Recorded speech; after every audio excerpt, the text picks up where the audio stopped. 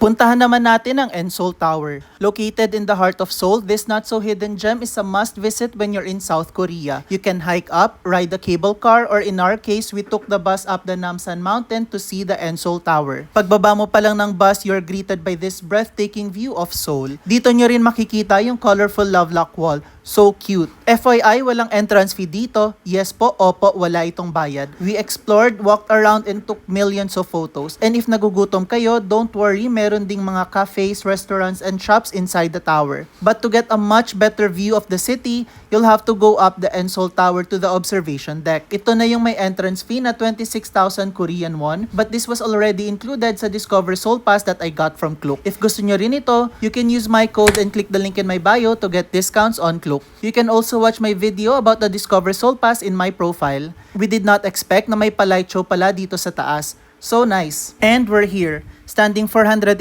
meters above sea level, the observation deck gives you a 360 bird's eye view of the entire city. Amazing, kita mo talaga ang buong Seoul. Look, oh, Philippines, Philippines.